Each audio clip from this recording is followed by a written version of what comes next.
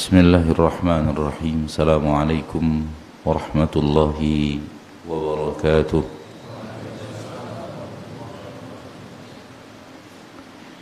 Innal hamdalillah nahmaduhu wa nasta'inuhu wa nastaghfiruh wa na'udzu billahi min shururi anfusina wa min sayyiati a'malina. من يهده الله فلا مضل له ومن يضلل فلا هادي له أشهد أن لا إله إلا الله وحده لا شريك له وأشهد أن محمدا عبده ورسوله صلى الله عليه وعلى آله وأصحابه ومن تبعهم بإحسان إلى يوم الدين وسلم تسليما كثيرا أما بعد. Bapak dan Ibu, saudara-saudariku, al-hadirin wal-hadirat, wal-musyahidin wal-musyahidat, dimanapun Anda berada, rahimani wa rahimakumullah. Mari kita bersyukur kepada Allah, Rabb yang maha pengasih lagi maha penyayang, Ar-Rahman Ar-Rahim, yang benar-benar telah menyayangi, merahmati kita dan memberikan kepada kita curahan rahmat dan nikmat yang sangat teramat banyak. Curahan rahmat dan nikmat Allah yang setiap hari yang Allah berikan kepada kita tak akan sanggup kita hitung, saking banyaknya curahan rahmat dan nikmat Allah. Dan itu Allah pastikan di dalam Al-Quranul Karim, di dalam ayat yang sangat familiar di telinga kita, dan mungkin saja semua atau mayoritas kita hafal ayat tersebut. Allah berfirman, wa in ta'uddu ni'matallahi la tuhsuha. Kalau kalian mau menghitung nikmat-nikmat Allah yang Allah berikan kepada kalian, saking banyaknya, la tuhsuha, kalian enggak sanggup ngitungnya. Dan apa yang dikatakan Allah pastilah kebenaran. Walau kita atau manusia terkadang tak bisa merasakan, namun hal yang mustahil bahwa apa yang Allah katakan itu salah, karena Allah tabaraka wa ta'ala bikulli syai'in alim, segala sesuatu pasti berilmu tentangnya. Salawat dan salam kepada Nabi kita tercinta, Rasul kita yang mulia, suri tauladan kita, Nabi Muhammad bin Abdullah sallallahu alaihi wasallam, satu-satunya manusia untuk umat akhir zaman, satu-satunya manusia yang Allah percaya untuk menerima wahyu dan menyampaikan kepada hamba-hamba Allah, makhluk ciptaan Allah, wahyu-wahyunya. Itulah dia Nabi kita tercinta Muhammad sallallahu alaihi wasallam. Tak ada manusia selain beliau yang dipercaya oleh Allah untuk menerima wahyu dari Allah. Dan wahyu dari Allah bisa didapatkan Nabi sallallahu alaihi wasallam langsung dari Allah, dan bisa didapatkan melalui utusan Allah kepada beliau dari kalangan malaikat. Dan dari kalangan malaikat hanya satu malaikat yang dipercaya oleh Allah, padahal malaikat itu tak ada yang berbuat maksiat. Tapi satu malaikat yang dipercaya oleh Allah untuk menyampaikan wahyu itu kepada Rasul, yaitu malaikat Jibril. Dan ada kesamaan yang sangat klop antara apa yang ada pada malaikat Jibril dan apa yang ada pada Nabi kita tercinta Muhammad sallallahu alaihi wasallam, yaitu pertama, malaikat Jibril dan Nabi Muhammad sallallahu alaihi wasallam sama-sama yang terbaik di jenisnya. Jenis malaikat dari makhluk-makhluk ciptaan Allah, malaikat berjenjang dalam kemuliaan, berjenjang di dalam derajat dan martabat di sisi Allah. Yang terbaik dari semua malaikat adalah Jibril. Demikian juga halnya dengan manusia. Manusia berderajat di sisi Allah tabaraka wa ta'ala, jenjang mereka bervariasi, dan yang terbaik dari seluruh manusia, jenis manusia adalah Nabi kita tercinta Muhammad sallallahu alaihi wasallam. Nabi kita bersabda, "Ana sayyidu waladi Adam wala fakhr." Aku adalah sayyid waladi Adam.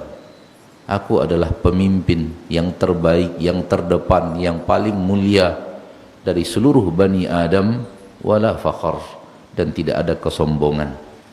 Nabi menyampaikan apa adanya, menyampaikan sebagaimana adanya, bukan untuk sombong, karena Rasulullah SAW adalah manusia yang paling tawadhu di permukaan bumi. Kemudian malaikat Jibril dan Nabi Muhammad SAW sama-sama memiliki amanah yang luar biasa tinggi. Kemudian Nabi Muhammad SAW dan malaikat Jibril sama-sama memiliki kekuatan.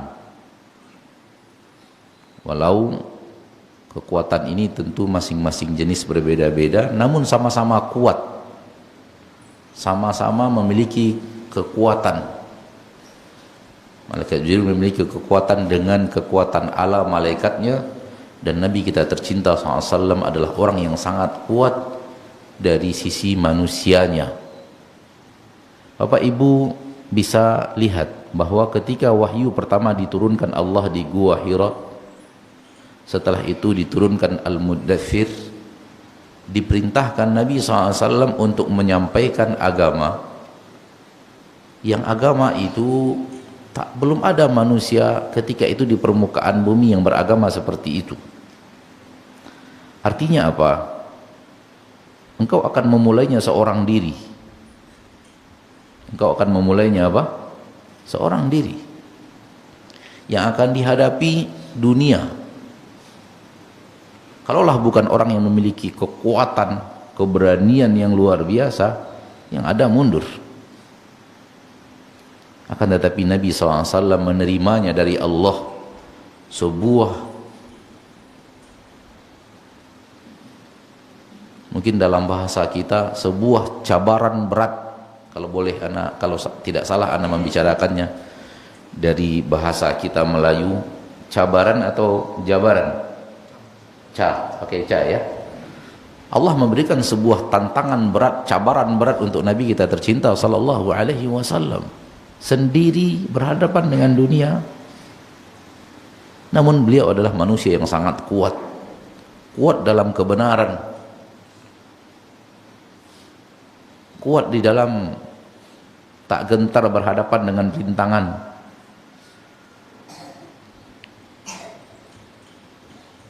Bapak dan Ibu ini muliakan Allah Rabbul Izzati wal Jalalah. Di akhirat kelak semua manusia akan dikumpulkan Allah, mulai dari Nabi Adam sampai manusia yang bertemu dengan hari kiamat dan mati karena menemukan dahsyatnya hari kiamat. Na'udzubillahi min dzalik. Dan mereka adalah seburuk-buruk manusia, yaitu orang yang ketika dia hidup hari kiamat terjadi. Sirarul khalq man taqumu alaihi sa'ah. Seburuk-buruk makhluk adalah orang yang pada hidupnya hari kiamat terjadi.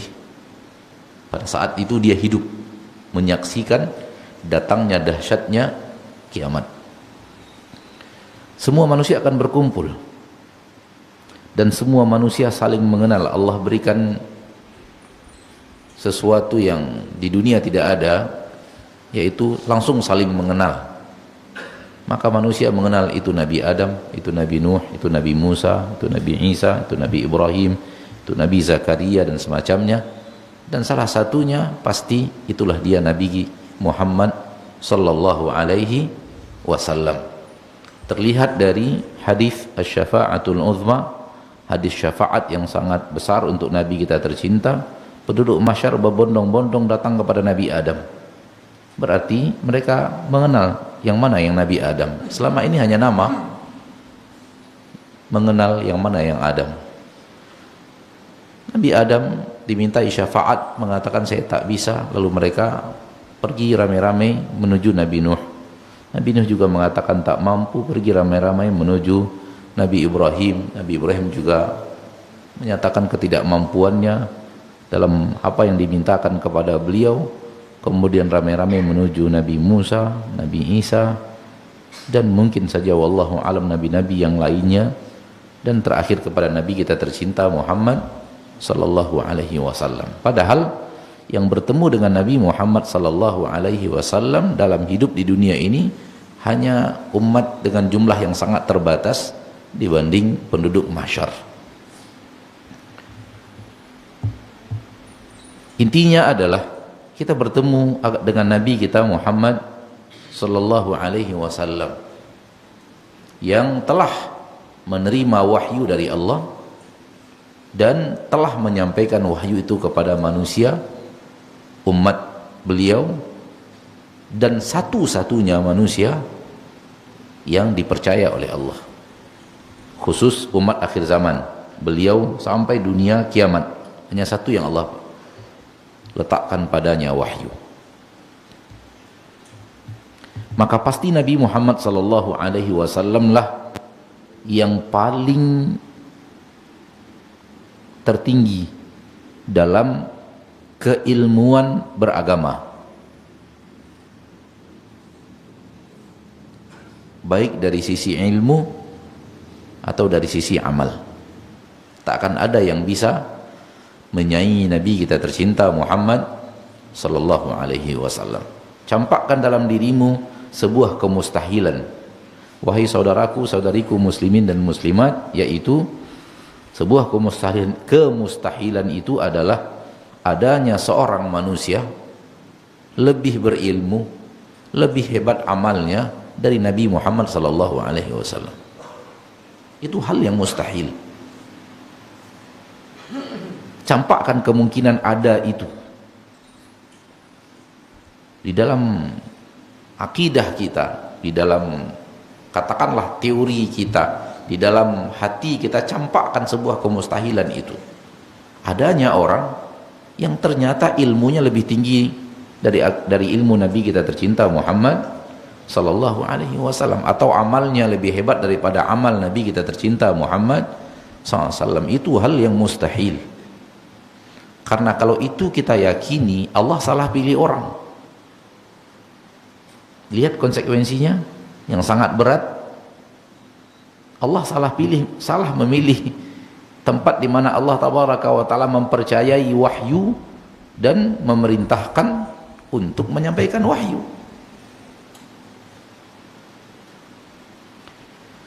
Taib, pertemuan kita dengan Nabi kita tercinta sallallahu alaihi wasallam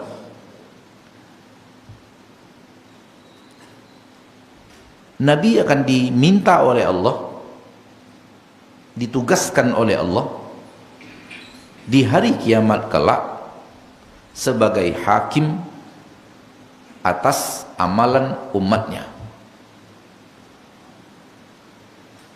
Hakim bagaimana? Nabi tahu yang mana wahyu dari Allah,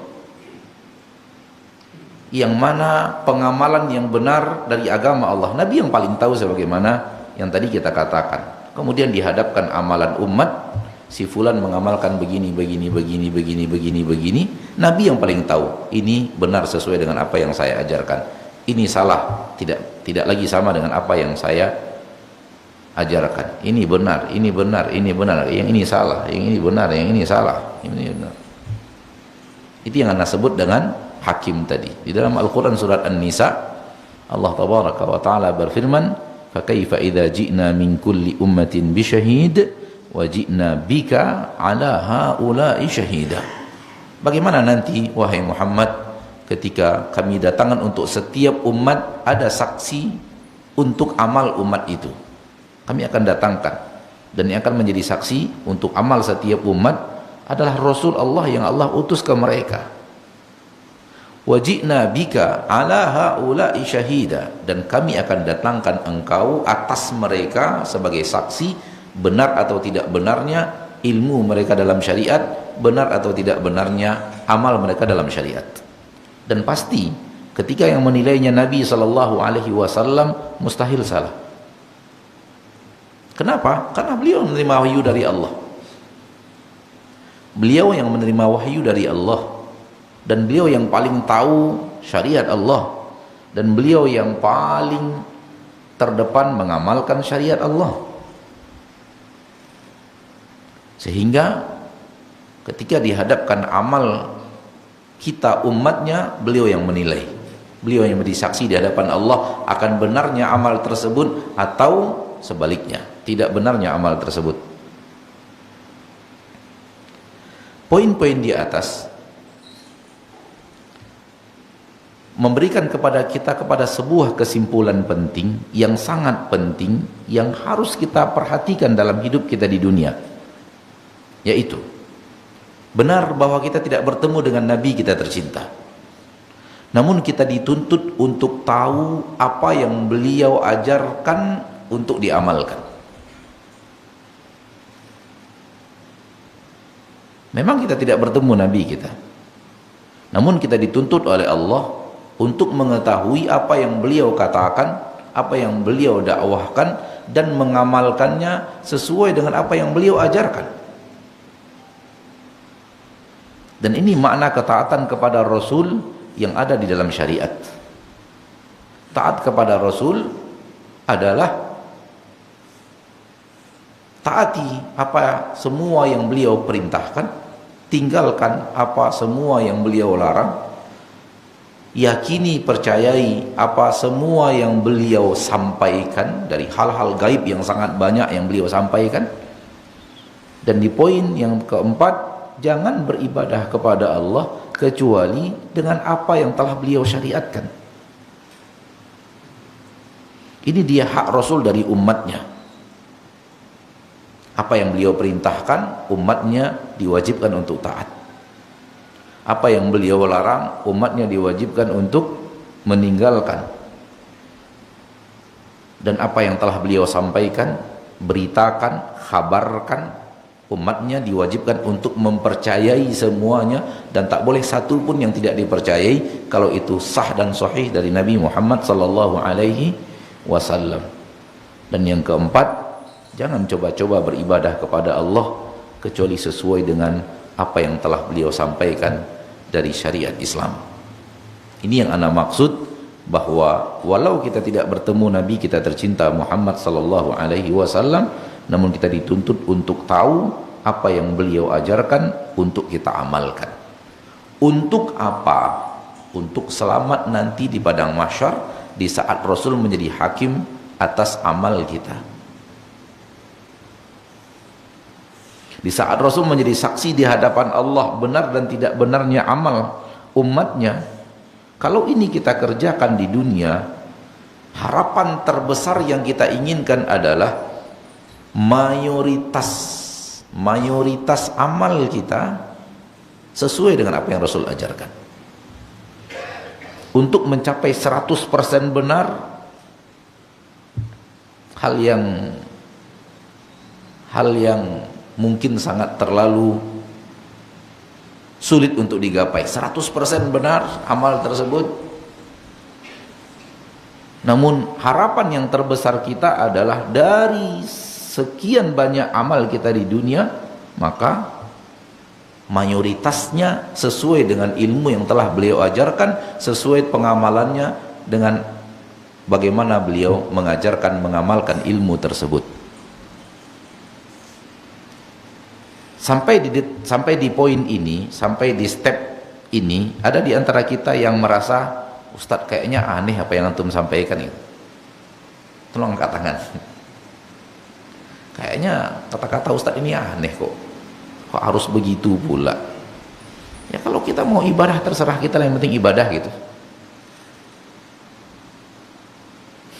Tak ada ya. Artinya, izinkan saya mengatakan, semua kita sepakat dengan apa yang saya katakan tadi. Ada yang aneh kira-kira? Baik. Kalau kita sudah mengerti apa yang tadi saya sampaikan, bandingkan dengan perkataan sebahagian orang yang berdakwah di zaman kita sekarang ini, yang katanya berdakwah kepada agama, yang katanya ahli syariat, yang katanya ustadz yang bagaimana gitu. Lalu dia kemudian mengatakan, udah yang penting ikhlas, apapun yang diamalkan sama saja, asal niatnya ikhlas, maka itu adalah amal kebaikan. Coba bandingkan yang tadi dan yang ini, dan kembalikan kepada hati kita, kira-kira mana di antara dua pendapat ini yang layak untuk dinyatakan pendapat yang benar. Mana dua cara berpikir beragama dari dua ini? Yang pertama adalah apa yang Anda sampaikan tadi, yang Anda minta dulu kepada antum, sekiranya ada yang salah tolong dikritik. Ketika tidak ada di antara antum yang keberatan dengan poin-poin itu, ana mengatakan bahwa ini kita semua sepakat dengan poin yang ada tadi, sepakat bahwa rasanya tak ada yang salah dan keliru, dan antum sudah seolah-olah mendiamkan, seolah-olah setuju kan? Baik. Kalau itu pendapat yang pertama. Sekarang pendapat yang kedua. Udahlah, jangan dibahas bagaimana orang mengamalkan. Yang penting dia mau beramal aja udah cukup itu. Udah hebat untuk zaman sekarang. Asal dia ikhlas akan diterima oleh Allah. Yang penting ikhlas. Amal terserah. Mau begini, mau begitu, mau begini, itu keragaman yang wajar-wajar saja. Yang penting dia ingin mendekat kepada Allah. Jangan dibahas bagaimananya, kaifiat-kaifiatnya, salah-salahnya, ada kekeliruan. Jangan dibahas, nanti kita bertengkar. Nanti kita ribut. Nanti kita, yang penting ikhlas sudah, yang penting ikhlas. Udah bahas ikhlas saja, jangan bahas bagaimana kita harus beramal. Cocokkan dengan apa yang diajarkan oleh Nabi SAW, kalau tidak tinggalkan. Jangan dibahas itu, nanti umat bertengkar. Daripada bertengkar, mending kita sepakat saja, udah yang penting ikhlas. Ya, udah jaga saja keikhlasan, amal ya sudah, amalkan saja sebagaimana yang antum dengar, sebagaimana yang antum tahu, sebagaimana yang antum lihat, sebagaimana yang antum saksikan dari siapapun, amalkan seperti itu, yang penting ikhlas. Kita bersatu.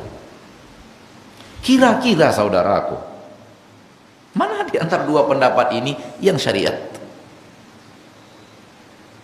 Mana dua pendapat ini yang sesuai dengan kaidah ilmiah, yang cocok dengan logika manusia? Dan kaidah ilmiah agama kita tak ada yang bertabrakan dengan logika manusia.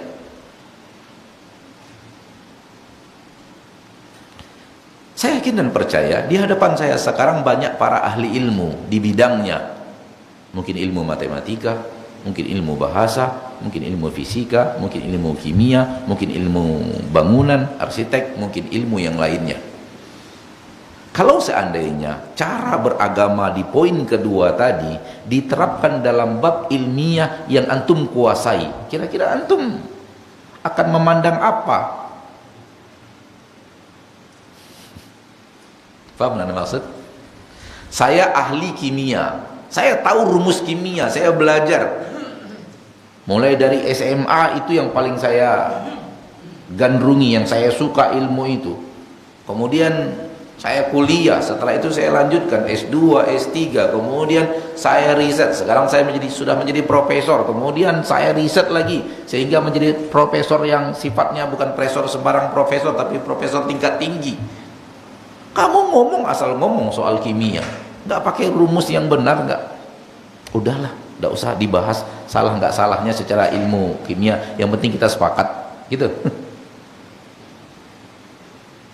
Kalau kita tidak bisa terima dalam rumus-rumus dunia, lalu bagaimana dengan rumus agama? Yang rumus agama ini kalau benar, insya Allah mendatangkan ridho Allah dan rahmatnya. Kalau salah, terancam neraka.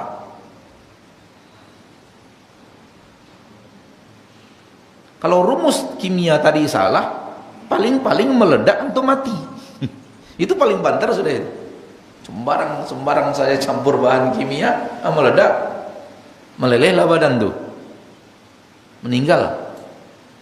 Dan meninggal jauh lebih ringan daripada masuk neraka.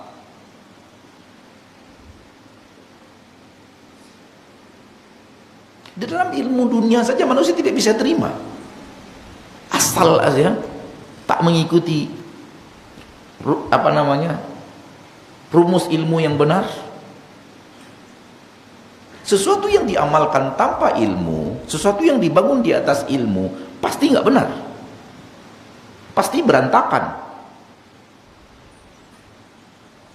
Kenapa bangunan ini bisa kita nikmati sekarang ini? Karena dibangun di atas rumus ilmu yang benar. Rumus pondasinya bagaimana, rumus besinya bagaimana, rumus tiangnya bagaimana. Kalau tidak kita tidak akan menikmati keindahan bangunan sekarang ini. Bagaimana dindingnya begitu rapi, bagaimana tiang-tiangnya begitu rapi dan kokoh, sudutnya terlihat dengan jelas kekuatannya. Kalau tidak habis, kita tidak akan menikmati bangunan seperti ini. Kenapa? Bangunan ini berdiri dibangun di atas rumus ilmu yang benar, bagaimana mendirikan bangunan.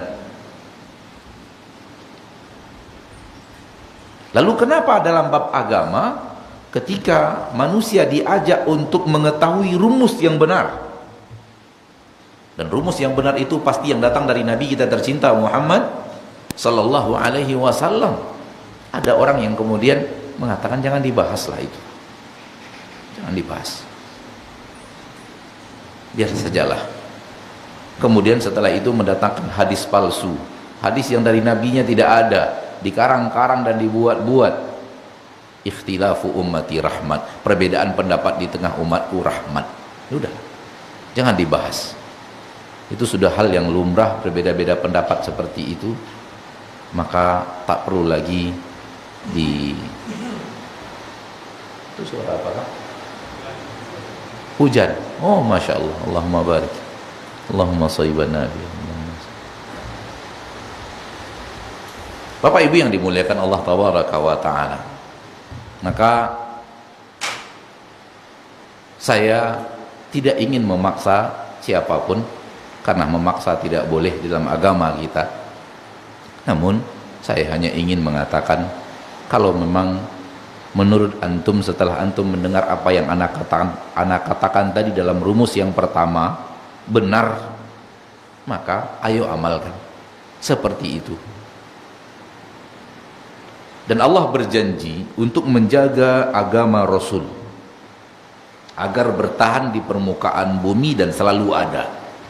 Kalau bukan Allah yang menjaminnya, sudah lama agama Rasul itu hilang.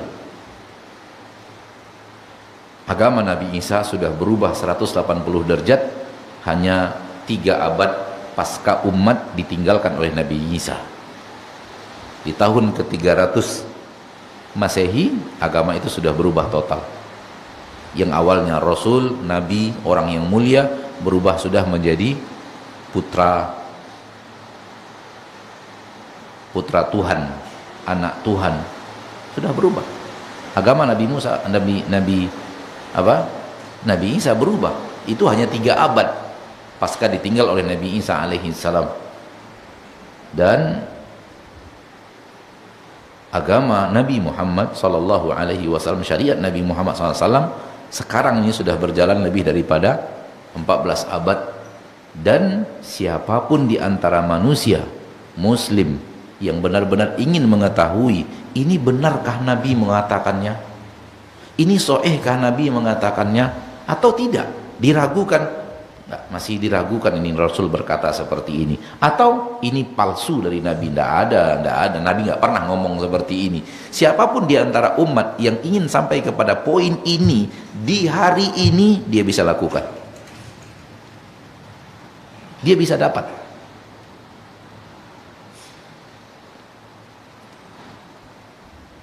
Karena Allah menjaga. Inna nahnu nazzalna dzikra wa inna lahu lahafizun. Kami yang menurunkan zikir, kami yang menurunkan syariat. Wa inna lahu lahafizun, dan kami yang pasti akan menjaganya. Maka Allah menjaga agama Nabi kita tercinta. Maka maksud agama itu syariatnya, ilmunya, dan bagaimana cara mengamalkannya dijaga oleh Allah di permukaan bumi sehingga selalu ada seperti yang Rasul ajarkan. Itulah dia janji Allah kepada Nabi tercinta, dan kemudian Nabi kita tercinta sallallahu alaihi wasallam mengucapkannya kepada umatnya dengan mengatakan, la tazalu ta'ifatun min ummati zahirina 'alal haqq la yadurruhum man khalafahum wala man khadalahum hatta ya'tiya amrullah. Akan selalu ada umatku tegak berdiri. La tazalu ta'ifatun, akan senantiasa ada sebahagian kelompok orang, sebahagian manusia akan selalu ada tegak di atas kebenaran. Jadi setiap generasi walaupun sudah berjalan 14 abad, yang namanya orang-orang yang tetap di atas kebenaran, dalam bahasa ana menerima kebenaran itu dari generasi sebelumnya menerima kebenaran itu dari generasi sebelumnya,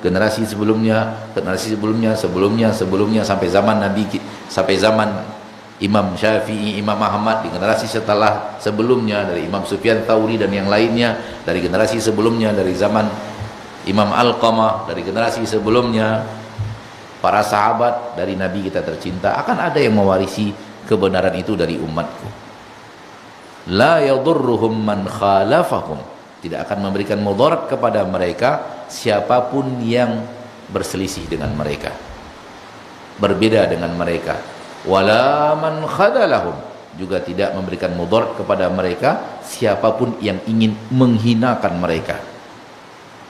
Hatta ya'tiya amrullah, dan ini akan selalu ada seperti ini sampai datangnya perintah Allah untuk hancurnya dunia dan seisinya.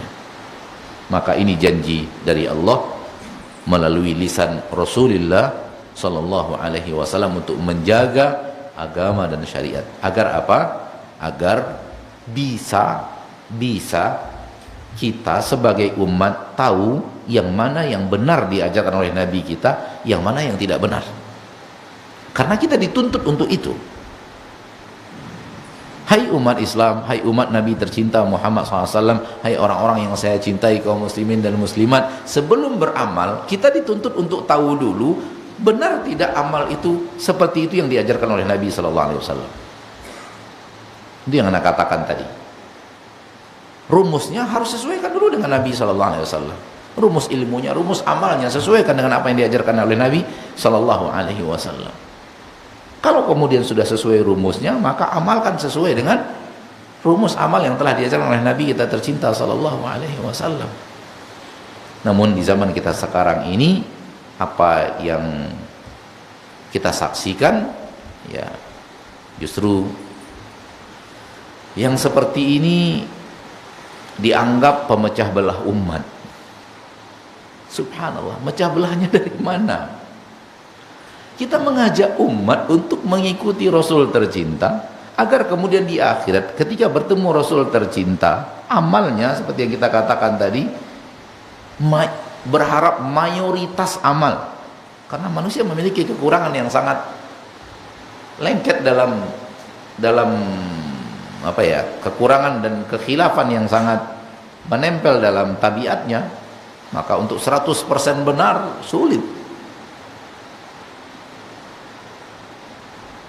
Namun kita berharap mayoritas ilmu yang kita jadikan ilmu dalam agama, amal yang kita amalkan dalam agama Allah tabaraka wa ta'ala, benar-benar sesuai dengan apa yang diajarkan oleh baginda Rasul tercinta sallallahu alaihi wasallam. Kalau itu terjadi, maka terwujudlah apa yang Rasul katakan, umat yang taat kepada beliau, dan itu kata Nabi akan masuk surga. Itu harapan kita. Pasti tidak bisa. Harapan besar kita kalau sudah benar taatnya, maka akan bersama Nabi kita tercinta sallallahu alaihi wasallam di dalam surga. Dalam hadis yang semua kita tahu dan kita semua kita berharap kita mendapatkan itu, Nabi sallallahu alaihi wasallam mengatakan, "Man ata'ani dakhalal jannah." Barang siapa yang taat kepada aku, maka dia akan masuk surga. Wa man asani, barang siapa yang menyelisihiku, tak sama dengan apa yang ku sampaikan, tak sama dengan apa yang ku ajarkan, tak sama dengan apa yang ku perintahkan, tak sama dengan apa yang aku larang, tak sama dengan apa yang ku kabarkan. Menyelisih, itu namanya menyelisih, tak sama, berselisih, tak cocok, tak klop. Jadi ancaman bagi umat yang tidak berusaha sekuat tenaga untuk mencari ilmunya, mencari amalnya sesuai dengan ilmu dan amal yang telah diajarkan oleh Nabi kita tercinta SAW. Man asani, barang siapa yang menyelisihiku, faqad aba, maka sungguh dialah orang yang enggan untuk masuk surga, tak nak ke surga, tak mau ke surga. Oleh karena itu, saudaraku, saudariku, kaum muslimin dan muslimat, pada kesempatan yang berbahagia ini, izinkan ana menyampaikan nasihat untuk diri sendiri. Mari kita berusaha sekuat tenaga dengan kemampuan dan keseriusan yang Allah berikan kepada kita. Jangan beragama asal beragama.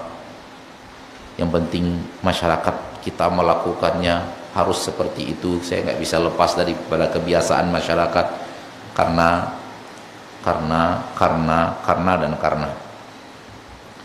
Dulu beberapa tahun yang lalu ada salah seorang yang hadir di majelis ta'lim bertanya kepada saya, "Ustadz, di tempat kami ada amalan seperti ini, seperti ini, seperti ini, seperti, dan itu rutin mereka lakukan setiap pekannya. Bagaimana menurut pendapat Ustadz tentang amal ini? Sudah sesuaikah dengan apa yang diamalkan dan disunnahkan oleh Nabi sallallahu alaihi wasallam?" Saya menjawab ketika itu, tolong jangan pendapat saya yang ditanya. Karena nanti ketika Anda menyampaikan, ini perkataan Ustadz Fulan yang saya dengar, orang mengatakan, itu Ustadz kamu, Ustadz kami beda lagi. Gitu. Dan agama ini bukan kata Ustadz dan kata Ustadz, bukan kata alim dan kata alim, bukan kata ulama dan kata ulama. Agama ini adalah, itu dia tadi, wahyu yang Allah turunkan kepada Nabi SAW dan Nabi sampaikan kepada umat. Itulah agama. Selain itu tidak agama. Selain itu bukan agama. Apapun namanya, apapun manusia menyebutnya, apapun manusia menilainya sebagai kebaikan, bukan kebaikan dan bukan agama. Maka jangan tanya pendapat saya. Tanyakan langsung kepada orang yang mengamalkan itu. Tanyakan langsung kepada ustadz yang mengajak untuk mengamalkan itu. Tanyakan kepada mereka langsung pertanyaan seperti berikut ini. Saya ajak untuk merangkai pertanyaan. Apakah amalan yang seperti ini, dengan cara pengamalan yang seperti ini pernah diamalkan Rasul dan para sahabat ketika Rasul dan para sahabat hidup di permukaan bumi? Pernah atau tidak? Itu saja tanyakan. Kalau mereka mengatakan pernah, tolong dimintakan, buktikan referensinya ada di mana, di dalam buku hadis mana, di dalam kitab hadis yang mana. Insya Allah kitab-kitab hadis itu ada di pustaka sekarang. Di pustaka kita ada kitab hadis tersebut. Kita cari nanti di sana, benar adanya di sana letaknya referensi bahwa itu pernah dikerjakan Nabi Shallallahu Alaihi Wasallam dan para sahabat. Tolong tanyakan kepada mereka. Yang pertama pertanyaannya adalah, apakah amal yang seperti ini, seperti yang diamalkan ini, yang diajak untuk mengamalkan ini, itu Nabi pernah mengamalkan dan para sahabat? Kalau mereka mengatakan pernah, berarti kita yang kurang ilmu, kita yang terlalu lemah di dalam menggali dan mengkaji. Maka kelemahan kita itu. Tolong tanyakan lagi, kalau memang ada, di mana keterangannya.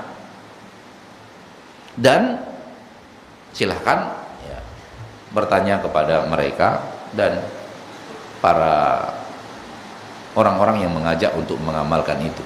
Kemudian saya katakan, kalau nanti ketemu jawabannya, tolong lapor saya ya. Kira-kira apa jawabannya?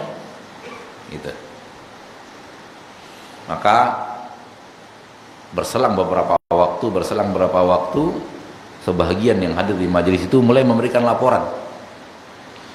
Bapak Ibu ingin tahu apa hasil laporannya? Semua yang ditanya tentang pertanyaan tadi mengatakan tak ada. Bayangkan. Yang mengajak untuk mengamalkannya, yang mengajak untuk memakmurkannya, yang mengajak untuk melaksanakannya, ketika ditanya, apakah ini pernah Nabi dan para sahabat kerjakan amal seperti ini? Semua yang ditanya ijma, nggak ada, termasuk ustadz-ustadznya. Sepakat itu Rasulullah pernah kerjakan, para sahabat juga tidak pernah kerjakan. Satu kata. Sehingga saya katakan cocok dengan apa yang ilmu yang saya tahu, tapi saya tidak mau menjawab ketika itu supaya tidak dinisbatkan kepada saya tidak adanya. Itu kan beda. Yang mengamalkannya langsung ditanya, yang mengamalkan pun mengatakan Rasul tak pernah kerjakan, para sahabat nggak pernah kerjakan. Kemudian setelah ijma dalam jawaban Rasul tak pernah kerjakan, tapi nah ada pula pakai tapi, Pak. Nah, setelah tapi ini bervariasi lagi. Tapi itu kan kebenaran. Loh, Rasul dan sahabat nggak pernah kerjakan, tapi itu kebenaran. Rusak rumus tadi, Pak. Rasul yang tahu kebenaran. Rasul yang paling tahu syariat. Rasul tidak mengamalkannya. Umat yang langsung dididik oleh Rasul dengan tangannya tak mengamalkannya, mereka tak mengamalkannya, tapi ini kebaikan. Kebaikan apa yang Rasul tidak tahu? Adakah kebaikan yang Rasul tidak tahu?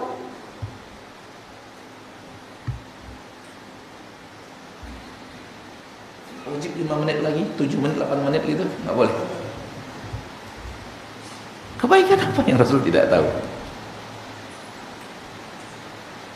Ada lagi yang menjawab, tapi ini adalah forum silaturahmi sesama kita. Nah, ini forum silaturahmi lah. Oleh karena itu kita amalkan, tujuan utamanya menjalin silaturahmi sesama kita. Kembali lagi kepada yang tadi, emang Rasul tidak tahu bagaimana menjalani silaturahmi yang benar?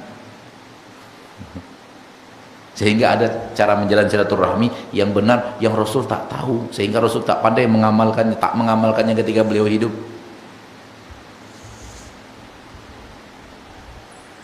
Dan yang paling aneh setelah tapi adalah memang Rasul dan para sahabat tak mengerjakannya, tapi itu karena Rasul dan para sahabat terlalu sibuk. La haula wala quwata illa billahil aliyyil azim. Saya ingin mengatakan begini, kalau dengan cara seperti ini berhadapan dengan agama, tak hancurkah rumus beragama?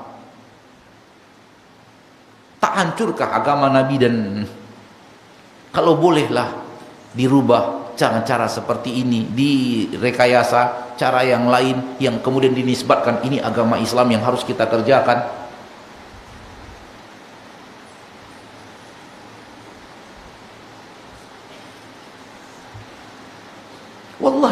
Wallahi bukan apa ya, orang mengatakan kalian egois, kayak kalian aja yang benar.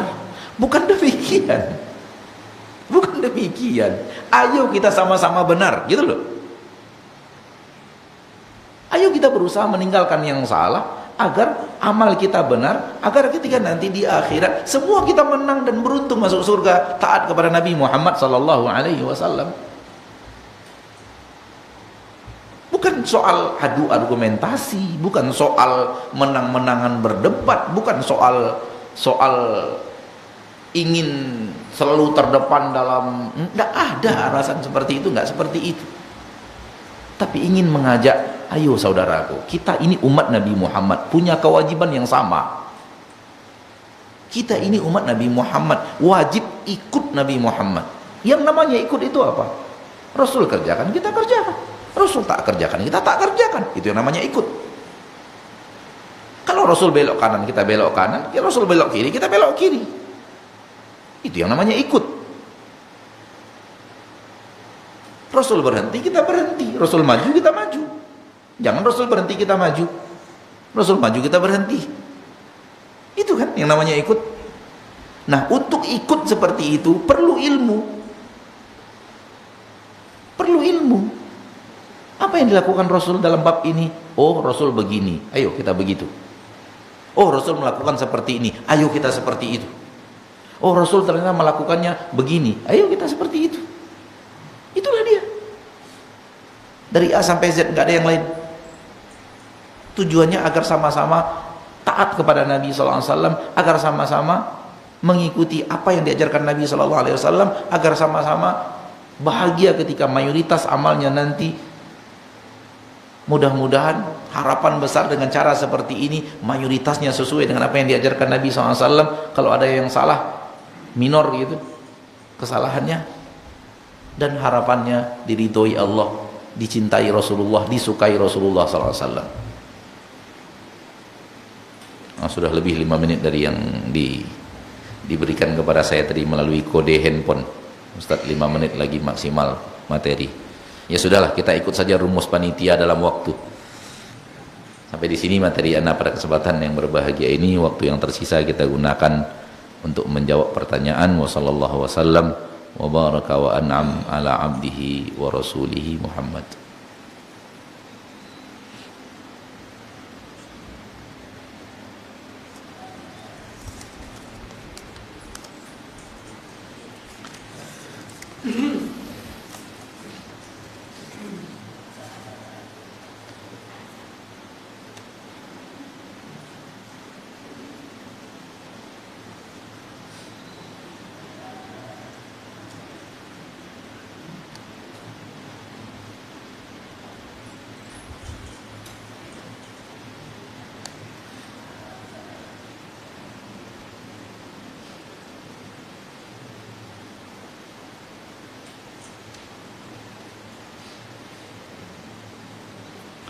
Pertanyaan pertama, Ustadz, bagaimana penjabaran Al-Quran surah An-Najm ayat 3 dan 4? Wa ma yantiqu 'anil hawa in huwa illa wahyun yuha. Tidaklah Nabi Muhammad berbicara melalui hawa nafsu, dan melainkan itu adalah wahyu yang diwahyukan kepada beliau.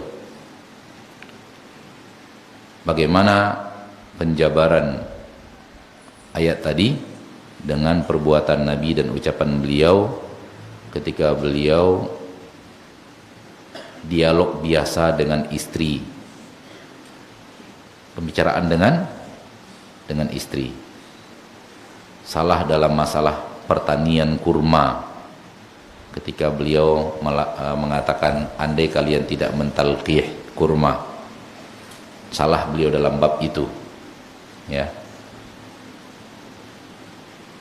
Manakah batasan ucapan beliau yang ini wahyu, yang itu bukan? Dan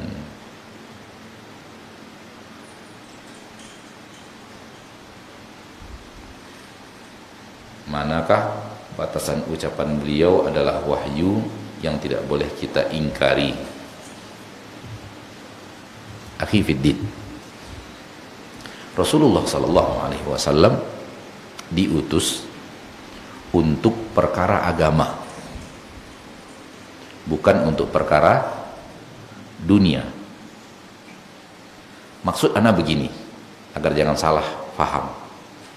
Rasul tidak diutus untuk ilmu murni dunia.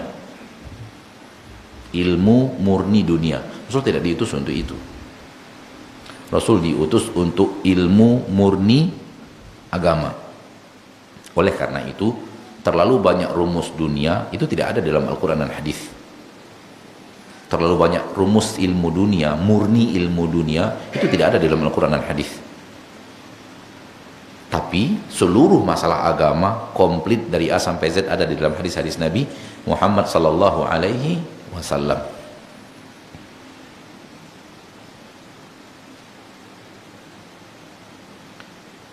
Bagaimana membedakannya? Ini murni ilmu dunia. Kalau ini sudah masuk ilmu agama, bagaimana membedakannya? Ilmu dunia, rumus ilmu dunia, murni dunia itu akan berakhir dengan berakhirnya dunia. Dia nggak akan nyebrang sampai alam barzakh dan nggak akan nyebrang sampai hari kiamat, hari akhir maksudnya. Itu dia rumus ilmu dunia. Berhenti dunia ini, berhenti rumus itu, nggak akan lanjut.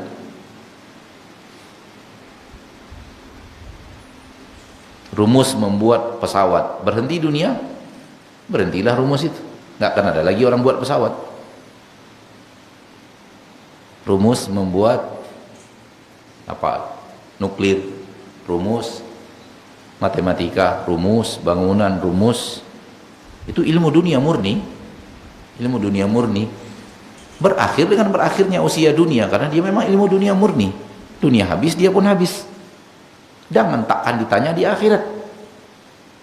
Takkan ada pertanyaan akhirat bagaimana rumus membuat ilmu nuklir, membuat pesawat tempur, membuat senjata, nggak akan ada. Membuat mobil, takkan ditanya juga kita di akhirat, kamu ndak pandai ndak jahit, pandai ndak buat bangunan 3 lantai 4 lantai, nggak akan ditanya di akhirat. Kenapa? Ini murni rumus ilmu dunia murni. Maka ini bukan ilmu untuk ilmu yang seperti Rasul diutus. Rasul diutus untuk sesuatu yang agama. Ustadz, bukankah Rasul bicara ilmu perdagangan? Bukankah itu dunia? Ya, dunia. Tapi bukan rumus murni dunia.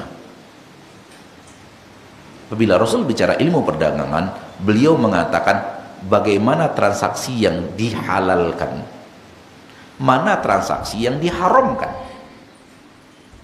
Lihat, menyentuh ilmu dunia, memang menyentuh ilmu dunia, bab perdagangan, bab tijarah, tapi yang dibahas bukan murni ilmu dunia. Yang dibahas adalah mana yang halal dan mana yang haram. Dan mana yang halal dan mana yang haram ini akan nyebrang sampai akhirat. Karena kita akan ditanya, kenapa kamu lakukan yang haram itu setelah dilarang? Lihat, tidak berhenti dengan berhentinya dunia, tidak stop dengan stopnya usia dunia. Dia akan ditanya, kita akan ditanya, Anda sudah dilarang transaksi riba. Itu kan bahagian daripada riba yang dilarang oleh Nabi Muhammad SAW, dilarang oleh Allah Tabaraka wa Ta'ala. Jadi bahasannya bukan murni perdagangannya, tapi yang dibahas mana yang halal dan mana yang haram. Seperti itu. Kalau kita paham kaidah ini, saudaraku, saudariku, maka kita akan mengerti bahwa ketika Nabi bicara talqih, Nabi bicara ilmu dunia. Dan salah, Allah takdirkan salah. Allah yang berkehendak itu salah. Dan Allah yang mentakdirkannya, karena semua yang terjadi kehendak Allah. Namun para sahabat mengira itu adalah syariat Allah. Justru ketika Rasul mengatakan itu, kebiasaan dunia mereka dalam murni dunia mereka, ya, kebiasaan murni dunia mereka yang telah mewarisi dari ayah, dari kakek, dari buyut, dari ayah buyut, dari buyutnya buyut, yang sudah ratusan tahun mereka warisi ilmu pertanian, ilmu murni pertanian yang benar, dari itu sudah benar, mereka tinggalkan begitu Nabi berbicara. Anak ingin mengatakan kepada antum, justru kejadian ini Allah inginkan untuk memperlihatkan kepada kita sehebat apa ketaatan para sahabat kepada Nabi kita tercinta Muhammad sallallahu alaihi wasallam. 1, 2, Allah sengaja takdirkan kejadian ini agar kemudian datang rumus yang luar biasa hebat. Ini adalah muqaddimah untuk datangnya sebuah rumus yang luar biasa hebat, yaitu setelah panen gagal di tahun itu, Rasul mengatakan, urusan dunia kalian lebih pandai daripada saya. Antum a'lamu bi umuri dunyakum. Urusan dunia kalian lebih hebat daripada saya. Urusan dunia kalian lebih hebat daripada saya. Itu bab yang membuka kebaikan yang sangat banyak dalam dunia. Nggak salah kita maju mengalahkan jutaan langkah, mengalahkan ilmu dunia yang ada di zaman Rasul, nggak ada salahnya, silakan. Kita ingin belajar itu dari orang kafir, silakan, nggak ada masalah, karena itu ilmu dunia, silakan belajar dengan orang yang mengerti lebih daripada Nabi Muhammad sallallahu alaihi wasallam, nggak ada masalah, silakan. Terbuka hal yang luar biasa luas untuk kebaikan manfaat dari ilmu dunia. Jadi kejadian itu adalah sesuatu yang ditakdirkan Allah untuk menunjukkan kepada kita dan dengannya menjadi sebab. Dan jangan pula kemudian dengan adanya satu kejadian ini lalu ini perkataan Rasul, oh mungkin ini bukan ilmu dunia, bukan ilmu akhirat, ini ilmu dunia gitu misalnya. Itu kejadian sekali itu saja. Sekali itu saja. Rasul berbicara sesuatu yang para sahabat anggap itu adalah perintah dari Nabi SAW untuk meninggalkan talqih, mengawinkan. Nggak tahu anak bagaimana talqih prakteknya, anak tidak tahu ilmu dunianya, antara jantan dan betina kurma. Itu diwarisi oleh Ansar dari ayahnya, dari kakeknya, dari buyutnya, dari ayah buyutnya, dari kakek buyutnya, dari buyutnya, dan sudah benar mereka setiap tahun panen.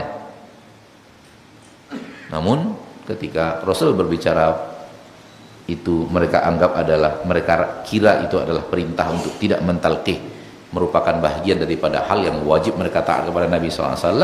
Langsung mereka tinggalkan sesuatu yang sudah terbukti sukses ratusan tahun, warisan nenek moyang langsung ditinggalkan. Dan itu menjadi sebab lahirnya apa? Lahirnya sebuah pintu luas yang luar biasa, datangnya sebuah kaidah rumus yang hebat. Urusan dunia silakan kalian jauh lebih hebat, jauh lebih maju, jauh lebih mengerti, jauh lebih faham, jauh lebih modern, jauh lebih tinggi daripada saya, kalau itu murni urusan apa? Dunia. Tapi urusan agama, kata Nabi SAW, saya yang paling tahu dari kalian, saya yang paling bertakwa dari kalian. Maka apa yang ku amalkan dalam masalah agama, amalkan seperti yang aku amalkan. Jangan dirubah-rubah kepada amalan yang berbeda. Wallahu a'lam.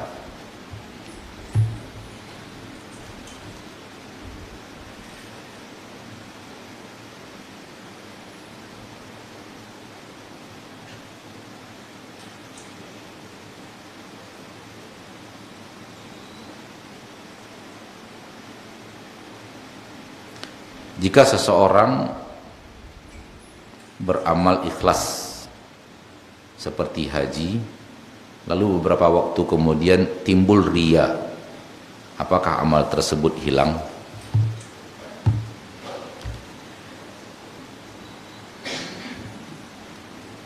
Riya apabila masuk ke dalam amal akan membuat pahala amalnya hilang. Ini kaidah dalam agama kita soal riya masuk ke dalam amal. Oleh karena itu kewajiban kita untuk menjaga untuk tidak riya, baik ketika amal itu dikerjakan atau pasca amal itu dikerjakan. Oleh karena itu coba lihat orang yang bersedekah lalu kemudian nyebut-nyebut sedekahnya, pahala sedekahnya hilang. Pahala sedekahnya hilang. Allah berfirman, ya ayyuhalladzina amanu la tubtilu shadaqatikum bil manni wal adha. Hai orang-orang yang beriman, pahala sedekah kalian yang sudah ada itu jangan dibatalkan dengan nyebut-nyebut. Maka sesuatu yang ada setelah itu juga bisa merusak amal yang sebelumnya. Termasuk salah satunya apabila amal tersebut dihinggapi oleh riya. Wallahu a'lam.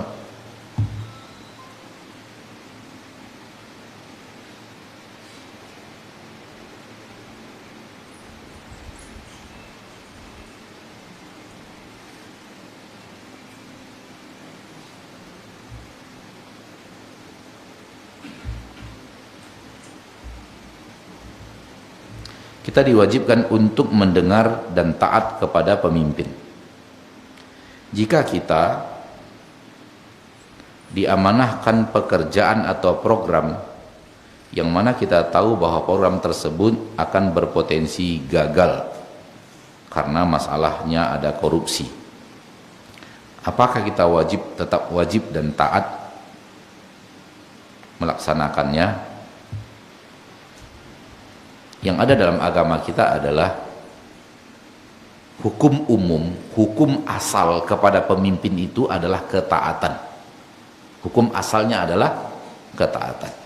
Namun Rasul juga mengatakan tidak boleh taat kepada makhluk manapun dalam perkara yang dia adalah maksiat kepada Khaliq. Yang dia adalah maksiat kepada Khaliq. Jadi kalau sudah maksiat kepada siapapun, tidak hanya pemimpin dan termasuk pemimpin, tidak boleh taat. Kepada guru, kepada orang tua, kepada bos, kepada direktur perusahaan, kepada pemimpin salah satu di antaranya. Kalau itu terbukti dan kita tahu itu adalah sesuatu yang sifatnya maksiat kepada Allah Al-Khaliq, nggak boleh taat. Bukan berarti kewajiban taat kepada pemimpin semua yang dia perintahkan wajib taat, tak begitu. Hukum asalnya taat. Manakala ada yang tahu kita secara parsial ini sudah menyalahi agama, tak wajib taat. Ini sudah maksiat, dalam poin itu tak boleh taat. Tapi hukum asalnya adalah taat. Hukum asalnya adalah taat. Kita diperintahkan untuk taat kepada pemimpin. Karena tak ada makna kepemimpinan kalau tidak diiringi ketaatan. Tak ada makna kepemimpinan kalau tidak diiringi dengan ketaatan. Ustaz, pemimpin kita berbuat maksiat. Maksiat itu untuk dia, dan maksud untuk dia itu dia yang akan bertanggung jawab di hadapan Allah. Namun kita sebagai rakyat tetap dalam agama kita perintahnya kepada pemimpin itu taat. Jadi begini, maksud perintah taat itu, orang sekarang mengatakan pemimpin itu harus dilawan. Kaidah awal mereka adalah melawan pemimpin. Salah. Kaidah yang benar dalam agama kita bukan melawan pemimpin, namun taat kepada pemimpin. Begitu. Jadi kaidah melawan pemimpin itu kaidah yang batil. Oleh karena itu ada sebagian umat Islam yang sekarang betul-betul pokoknya kalau sudah bicara pemimpin, bawaannya tak peduli, tak mau tahu, tak mau ikut, tak mau dengar, tak mau, karena itu togut dan semacamnya. Kaidahnya seperti itu, kaidah yang salah. Kaidah yang benar adalah hukum asalnya taat, namun secara parsial ada yang tahu ini melanggar syariat. Dalam bab itu tak wajib taat. Namun kalau itu adalah benar, wajib taat. Contoh, kita ambil contoh. Kalau pemimpin mengatakan tidak boleh pakai jilbab, kita taat atau tidak? Taat atau tidak? Cek dulu. Setelahnya apa? Tidak boleh pakai jilbab, wahai laki-laki. Antum main tidaknya kan kaidah antum itu tidak dulu di depan gitu loh. Salahnya di situ. Jangan tidak dulu. Apa sih? Larangan pakai jilbab apa sih? Jangan pakai jilbab, nggak boleh pakai jilbab, wahai laki-laki. wajib taat itu. Tapi kalau kemudian nggak boleh pakai jilbab, perempuan nggak boleh pakai jilbab, baru dalam bab itu tidak boleh taat kepada pemimpin. Kenapa? Karena bab itu sudah merupakan maksiat kepada Allah kalau taat kepada pemimpin dalam bab itu. Wallahu a'lam. Seperti itu kira-kira contohnya.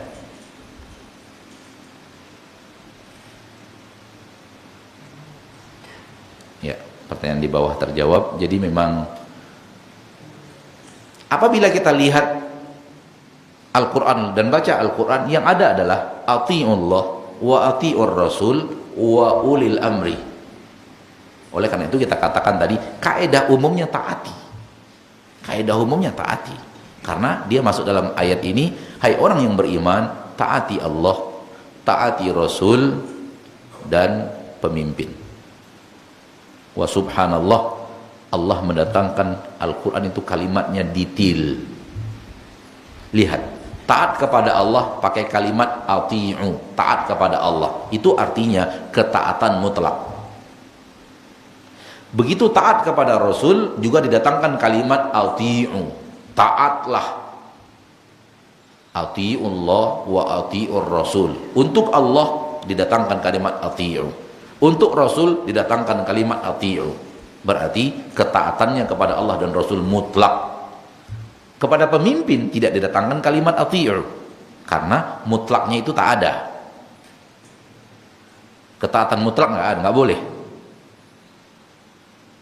Semua yang dia katakan harus taat itu nggak boleh. Oleh karena itu ati'u tidak diulang dalam ayat. Ya ayyuhalladzina amanu ati'ullah wa ati'ur rasul wa ulil amri, dan pemimpin. Maka tidak ada ketaatan mutlak kepada pemimpin. Makanya yang kita katakan tadi, kaidah umum adalah taat. Kita disuruh taat tapi tidak ketaatan mutlak. Kaidah umumnya adalah taat. Kemudian juga para ulama ketika bicara ayat ini mengatakan taat kepada pemimpin diperintahkan manakala berkesesuaian dengan taat kepada dua taat sebelumnya. Kan sebelumnya taat kepada Allah, taat kepada Rasul dan pemimpin. Disebut dulu taat kepada Allah dan Rasul dan pemimpin karena ketaatan pemimpin ini baru wajib taat apabila sesuai dengan taat kepada Allah dan taat kepada Rasul. Kalau tak sesuai tak wajib taat. Wallahu a'lam. Dan setan tentu inginnya sesuatu yang berbeda dengan apa yang ada di dalam Al-Quran, dengan apa yang ada di dalam hadis Nabi SAW. Ya. Sering umat ini diganggu oleh iblis dan bala tentaranya untuk melawan. Dan kita sudah tahu, dan semua dunia juga sudah tahu efek buruk dari semua itu. Kalau kaidah umumnya dijadikan melawan dan tidak taat. Wallahu a'lam. Sampai di sini pertemuan kita pada kesempatan yang berbahagia ini. Semoga Allah tabaraka wa taala Rabbul Izzati wal Jalalah menjadikan kita umat Nabi Muhammad sallallahu alaihi wasallam yang berusaha serius dan berusaha sekuat tenaga untuk mempelajari agama ini agar benar-benar dia mempelajarinya, ilmunya dan amalnya dari Nabi sallallahu alaihi wasallam, karena beliau satu-satunya manusia yang dipercaya oleh Allah, yang ditugaskan oleh Allah untuk menyampaikan firman-firman Allah, untuk menyampaikan syariat Allah kepada manusia. Sehingga selain beliau diwajibkan taat beliau. Maka ketaatan kepada selain Nabi itu pun sama diikat dengan ketaatan kepada Nabi. Kalau sama dengan ketaatan kepada Nabi maka taat, maka kalau berbeda dengan ketaatan kepada Nabi maka tidak taat kepada manusia manapun selain beliau.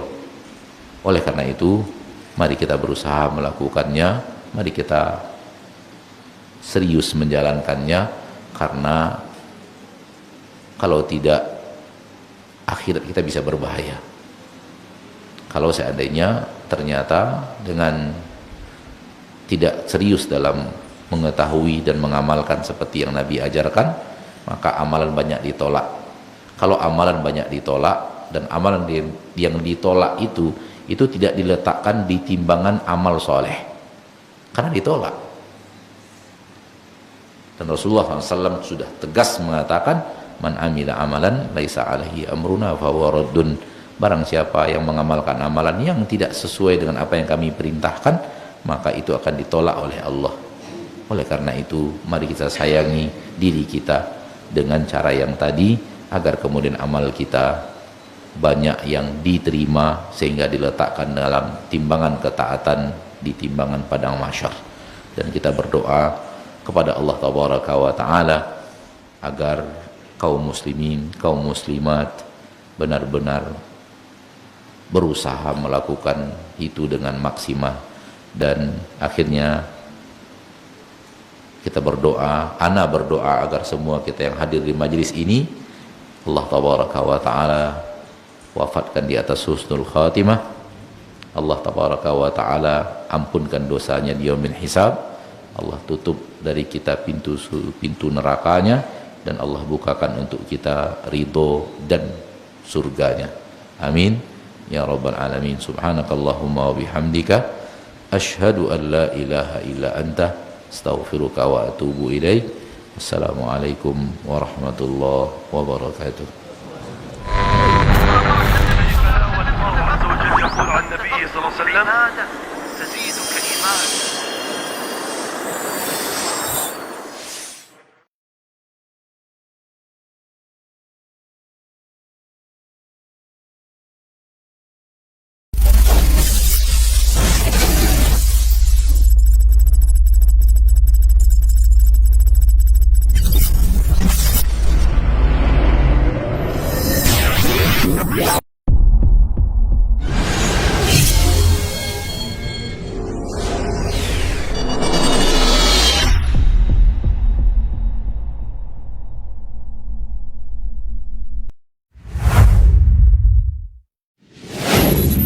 Assalamualaikum warahmatullahi wabarakatuh. Saudara-saudariku, para pemirsa Sil TV dimanapun Anda berada, rahimani wa rahimakumullah.